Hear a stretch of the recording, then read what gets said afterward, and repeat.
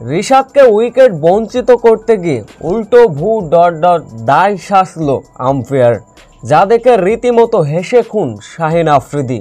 আবারও বল হাতে ভয়ঙ্করভাবে জ্বলে উঠলেন রিশাদ হোসেন। ঠিক কী এমন ঘটেছিল তখন?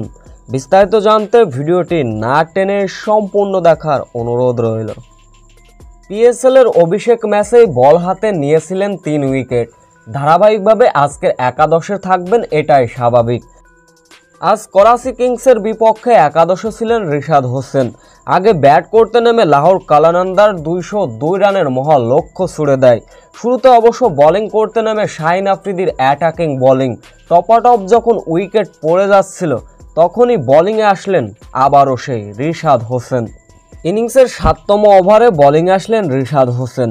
ওই ওভারে শান মাসুদকে একটা কট বিহ্যান্ড করেন রিশাদ হোসেন। মাঠে থাকা আম্পায়ার আউট দিলেন না, রিভিউ নিলেন। উল্টো রিশাদকে উইকেট বঞ্চিত করতে গিয়ে ভোদায় সেচে গেলেন আম্পায়ার। ওই ওভারে পরপর 2টা উইকেট নিয়েছিলেন রিশাদ হোসেন। ব্যক্তিগত দ্বিতীয় ওভারে এসে আবারও উইকেটের দেখা পেলেন রিশাদ হোসেন।